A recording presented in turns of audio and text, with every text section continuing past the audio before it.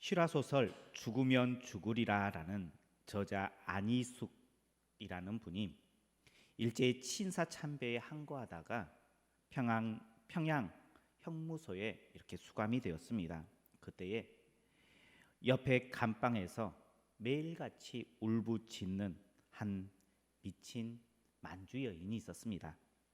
다른 수감자들이 잠을 제대로 잘 수 없다고 해서 저 여자를 욕설하는 사람들을 하늘 내쫓아달라고, 다른 곳으로 좀 옮겨달라고 이렇게 같은 방 사람들이 요청했습니다.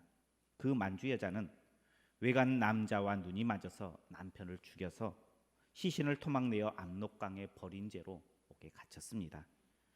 이 여자는 외간 남자 사이에 한 아이를 낳았는데 취조받던 중에 간수들이 아이를 데리고 나가자 실성했습니다. 그때부터 소리를 지르기 시작합니다. 그때부터 욕설을 해 뱉기 시작합니다. 안희숙 여사는 간수들에게 소리치는 그 만주 여인을 자신의 감방으로 이렇게 옮겨달라고 부탁을 합니다. 그 여자의 머리는 항상 산발이었습니다. 몸은 심한 냄새가 나서 곁에 있으면 숨 쉴 수조차도 없을 만큼 악취가 풍겨져 나왔습니다. 경계심은 얼마나 많은지 그 눈빛에서는 항상 미움이 있었고 한이 서려 있는 눈으로 사람들을 바라보았습니다. 안희숙 여사는 자신의 방으로 온 그 여인을 매일매일 안아주는데 그 여인이 동상이 걸린 손과 발을 가슴에 늘 이렇게 끌어안아 주었습니다. 그리고 만주말로 이렇게 계속 이야기해 주었습니다. 나는 당신을 사랑합니다. 나는 당신을 좋아합니다. 라는 말을 이렇게 계속 고백해 주었습니다. 이렇게 몸으로 마음으로 그 여인을 사랑으로 대하자 이 만주 여인이 점점 좋아지더니 얼마 있어서 건강한 정신을 되찾았다라는 이야기가 이 소설 가운데 기록되어 있습니다. 우리 성도님들께서는 옆집에 사는 사람들이 매일 밤 11시가 되면 흐느껴 울고 소리를 지른다라고 생각해 보십시오. 어떨 것 같습니까? 요즘 층간소음이 이슈가 되는 때입니다. 아마 하루 이틀이 아니고 매일매일 일주일이고 한 달이고 계속 되어진다면 살 수 있겠습니까? 없겠습니까? 아마 경비실에 전화를 해서 빨리 좀 조치를 취해달라고, 심하면 여러 가지 조치들을 행할 것입니다. 그러다 도저히 안 되면 이사라도 갈 거예요. 이렇게 옆에서 누군가가 소리치는 것들을 받아들일 수 있는 우리의 마음들이 아니다는 거예요. 보통 사람들의 마음이 이렇습니다. 그렇다면 안희숙 여사는 특별한 사람일까요? 옆에서 밤마다 소리치는 그 여인의 소리를 즐겨 듣는 사람일까요? 냄새 나는 그 몸을 끌어안는 것을 좋아하는 좀 변태적인 그런 여인이었을까요? 아마 그렇지 않았을 거예요. 우리처럼 잠을 자는데 소리치는 건 너무나 싫어하는 사람일 거예요. 냄새 나는 사람 옆에 오는 것 그냥 코를 막고 도망가고 싶은 그러한 마음일 거예요. 그럼에도 불구하고 그 안희숙 여사는 자신의 마음을 죽였어요. 자신의 생각을 죽였어요. 자신의 이익을 죽였어요. 그리고 끌어안아 주었습니다. 매일매일 가슴으로 동상 걸린 손과 발을 안아주었고요. 따뜻한 말로 그를 위로하여 주었습니다. 자신이 죽자 누가 살았어요?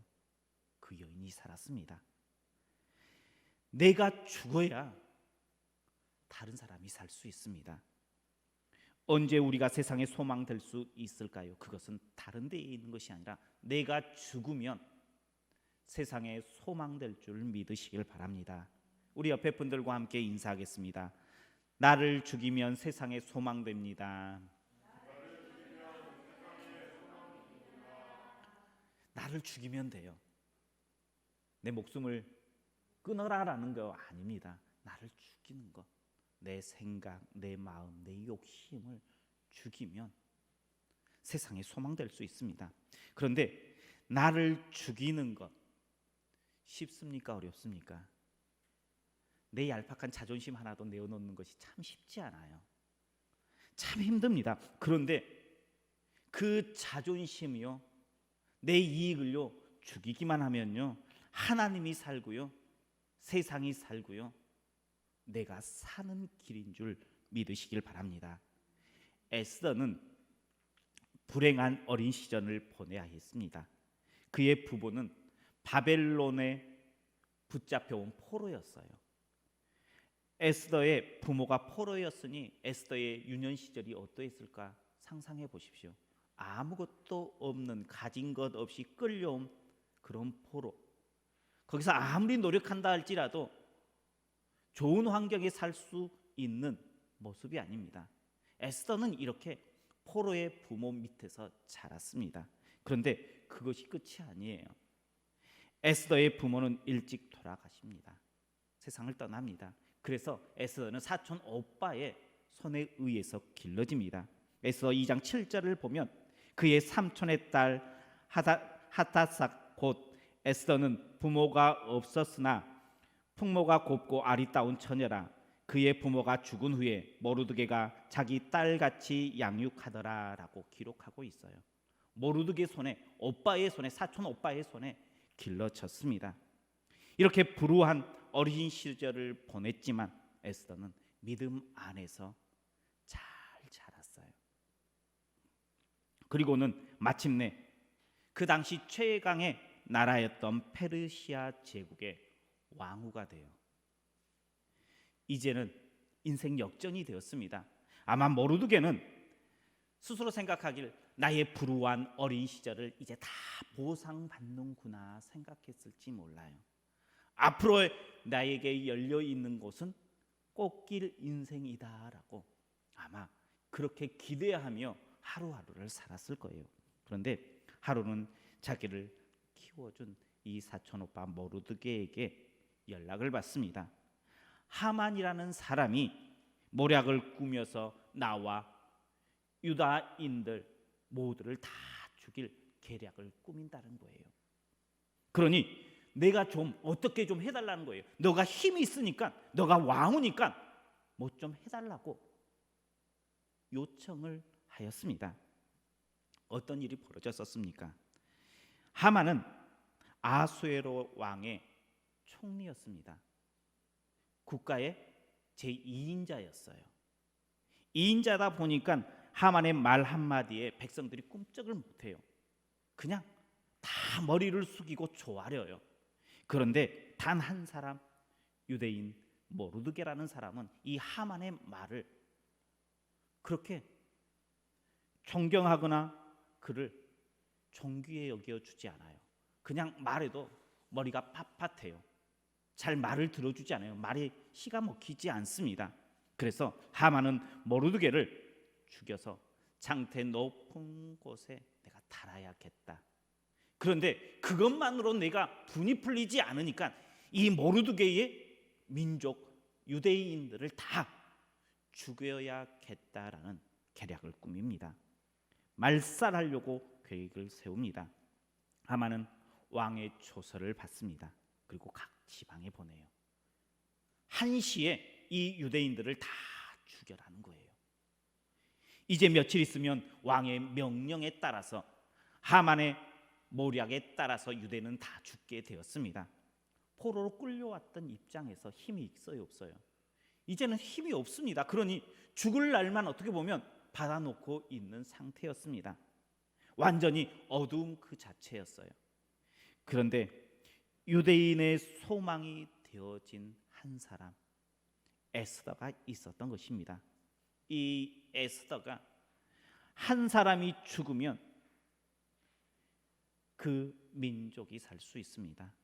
한 사람이 죽으면 세상의 소망의 노래가 되어집니다. 예수님 한 분이 죽으셔서 세상의 구원의 노래가 불려졌습니다. 한 사람이 죽으면 됩니다. 오늘 에스더의 모습, 에스더의 죽음, 어떻게 죽었는지를 살펴보면서 우리도 세상의 소망되는 그러한 인생의 길을 다시 한번 결단하며 은혜 받는 시간 되시기를 축복합니다. 먼저는 에스더는 하나님을 의지하고 자신의 뜻과 자신의 생각을 죽였습니다. 오늘 본문 말씀 16절 말씀을 같이 보겠습니다. 16절입니다. 당신은 가서 수산에 있는 유다인을 다 모으고 나를 위하여 금식하되 밤낮 3일을 먹지도 말고 마시지도 마소서. 나도 나의 시녀와 더불어 이렇게 금식한 후에 규례를 어기고 왕에게 나아가리니 죽으면 죽으리다 하니라. 아멘. 에스더는 당시 왕위였습니다. 그럼 힘이 있습니까 없습니까? 에스더는 힘이 있는 사람이에요. 에스더의 방법을 뭔가 모색해 볼 수 있어요.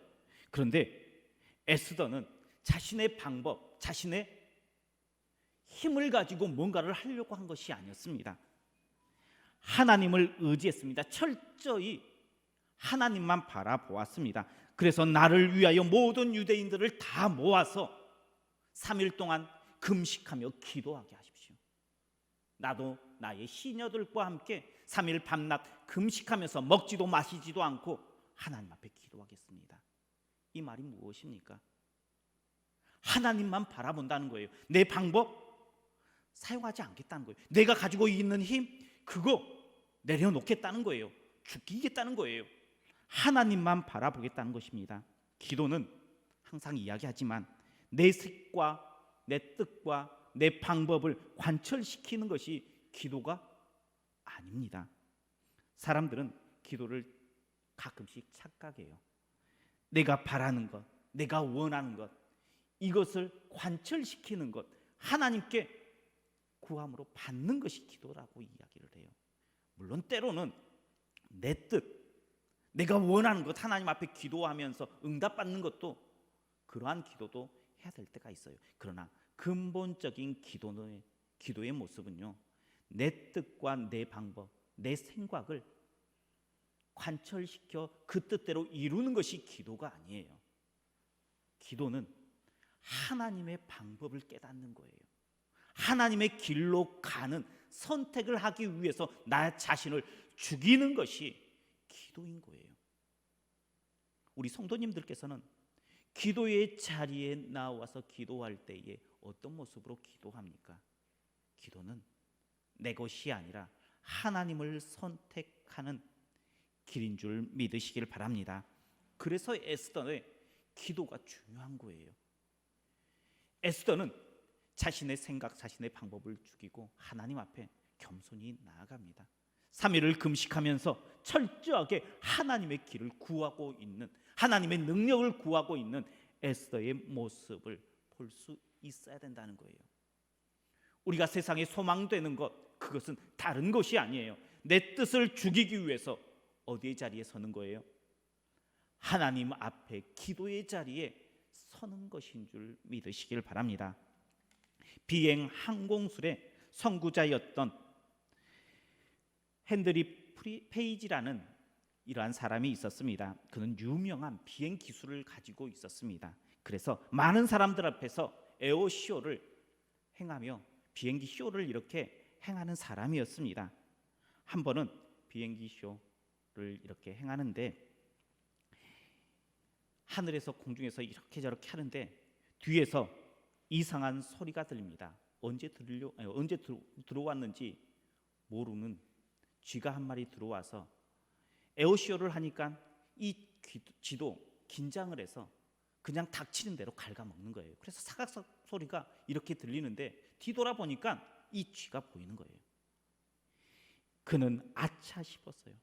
이러다가 전선이라도 타일이라도 하나 이렇게 끊어버리면 이 비행기는 금세 추락할 수밖에 없는 상황이에요. 그래서 이 사람은 하나님 앞에 간절히 기도합니다. 하나님 도와주세요. 하나님 내가 어떻게 해야 돼요? 그때에 번뜩이며 성령의 음성이 들립니다. 기술을 하늘로 올리고 하늘로 높이 올라가라는 거예요. 아니 언제 지가 타이를 갉아먹어서 비행기가 추락할지 몰라요. 그러면 최대한 빨리 땅으로 내려가야 돼요? 하늘로 올라가야 돼요? 우리의 상식으로는 한시라도 급하게 땅으로 착륙을 해야지 옳은 선택이에요. 그런데 기도했더니 하늘로 올라가래요. 그는 그 음성에 따라서 하늘로 높이 올라가요. 그랬더니 어느 순간에 그 사각소각 소리가 사라졌어요. 나중에 알고 보니까 높이 올라갔더니 산소가 부족해서 이 쥐가 산소가 부족해서 죽은 거예요. 우리는 기도할 때에 내 생각을 죽이는 겁니다. 내 뜻을 죽이는 거예요. 이도 기도하고 내 생각에 맞지 않았어요. 그런데 기도했더니 올라가라는 거예요. 올라갔더니 문제가 해결이 되었습니다. 우리가 세상에 소망되기 위해서 기도의 자리에 나와서 기도하십시오. 그리고 내 뜻에 안 맞다고, 내 뜻과 다르다고, 내가 원하는 길이 아니다고 그 기도의 응답에 무시하는 행동이 아니라 그 말씀대로, 그 음성대로 순종하십시오. 그것이 세상에 소망되는 길인 줄 믿으시길 바랍니다. 에스더가 소망되었던 이유, 다른 것이 아니라 기도의 자리에 나와서 내 방법이 아닌 하나님의 방법을 선택했기 때문에 세상에 소망된 줄 믿으시길 바랍니다. 두 번째, 에스더는 기도하는 것으로 끝나지 않고 죽으면 죽으리라 선언하며 행동으로 옮겼다는 것입니다. 에스더가 왕의 부름을 받지 않고 왕 앞으로 나아가면 그 당시 살 확률이 있었습니까? 없었습니까? 살 확률이 있긴 있었어요. 그런데 장담하지 못해요. 그런데 에스더가 그냥 가만히 있으면 살 확률이 몇 %예요? 아무 일도 하지 않으면 에스더는 100% 살아요. 그런데 왕 앞으로 나아가면 장담하지 못해요. 왕의 그 날 기분에 따라서 죽을 수도 있고요, 살 수도 있어요. 우리 성도님들은 내 생명이 달린 일이에요. 어느 것을 선택할 것 같아요? 어떤 길을 선택해요? 우리는 백신 맞은 것도 주저주저했어요. 왜 그렇습니까? 혹시 맞아서 부작용 때문에 내가 죽을 수 있다라는 거예요. 나는 그렇다 치더라도 내 자녀들은 이거 맞으면 되나 하면서 더 고민했던 저도 왜 고민했냐? 이게 생명이 달린 문제였기 때문이에요. 그런데 에스더는 그 상황 가운데에 100% 살 수 있는 길을 선택하지 않고요, 자신이 죽을 수도 있는 그 길을 선택해 나아갔습니다. 지금 에스더는 죽음 앞에 나와 자신을 하나님 앞에 맡기는 것입니다. 사람은 누구나 자신의 생명을 귀하게 여깁니다. 에스더도 자신의 안위를 걱정할 수 있었어요. 그런데 내가 죽으면 죽으리다 라고 고백하며 왕 앞으로 나아갔습니다. 우리는 어떻습니까? 우리는 우리의 선택 가운데에 무엇을 선택하며 나아갑니까? 나의 이익입니까? 나의 안위입니까? 나의 편안함입니까? 아니면 나의 공동체의 이익을 위해서 많은 사람을 살리는 것을 선택하는 길을 선택하고 있습니까? 우리는 세상의 소망, 우리가 선언했어요. 그죠? 세상의 소망 선언해 놓고는 그냥 선택의 순간 내 것을 선택하고 있지는 않습니까? 우리가 세상 소망이 되기 위해서 죽으면 죽으리다, 이 말은 내 것을 포기하는 거예요. 내 것을 포기하지 않고는 절대 세상에 소망될 수 없어요. 내 것을 내어놓지 않고서는 절대 세상 사람들에게 인정받을 수 없어요. 내 것을 다 챙기고 세상에 소망도 되겠다, 말도 안 돼요. 어떻게 보면 지금 우리가 세상에 소망되어지겠다라고 이야기하는 것은 내가 세상을 위해서 내 부분을 양보하겠다는 거예요. 내 것을 죽이겠다라는 거예요. 내 욕심을, 내 이익을, 내 자존심을 내려놓겠다라는 거예요. 누구를 위해서? 하나님을 위해서.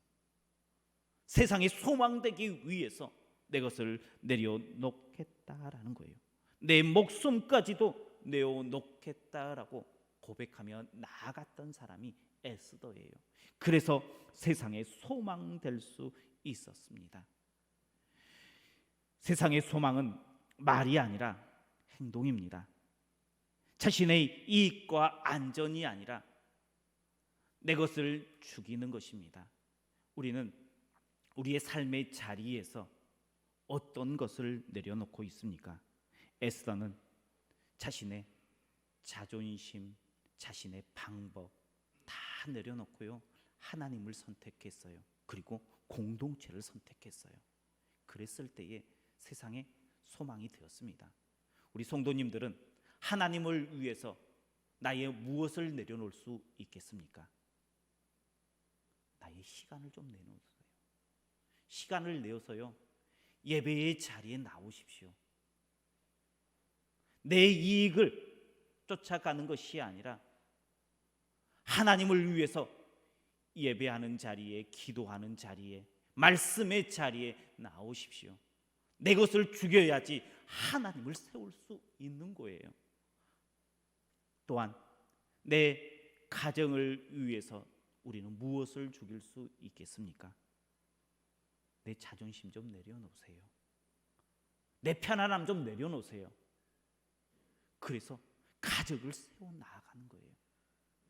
내 삶의 자리에서 내가 무엇이 죽어야지 그들에게 소망이 될 수 있는가를 고민하십시오. 우리는 세상에 소망 이렇게 외쳤어요. 외쳤으면 고민해야죠. 왜 그냥 있는 삶의 자리에서 똑같이 살고 똑같은 모습으로 나아가려고만 하십니까? 세상에 소망되기 위해서 내 것을 내리는 것입니다. 죽이는 것입니다. 에스더가 내가 죽으면 죽겠습니다 고백하며 그 길을 걸어갔던 것처럼, 그래서 세상에 소망되었던 것처럼 이제 우리 성도님들도 죽으면 죽으리이다 고백하면서 내 것을 죽이고 또 죽이고 또 죽여서 하나님 앞에 소망되고 세상 가운데 소망될 수 있는 우리 성도님들 되시길 축복합니다. 내가 죽으면요, 하나님이 살아요. 내가 죽으면요, 세상이 살아요. 내가 죽으면요, 내 옆에 있는 형제가 살아요. 내 가족이 살아요. 내 옆에 있는 성도가 살아요. 그리고 마지막에 누구도 살아요? 나도 살아요. 그러니 나를 죽이는 것을 두려워하지 마십시오. 내가 죽어야 삽니다. 그 믿음의 고백을 통해서 오늘 나는 세상에 소망 되겠습니다 결단하는 우리 성도님들 모두가 되시길 축복합니다.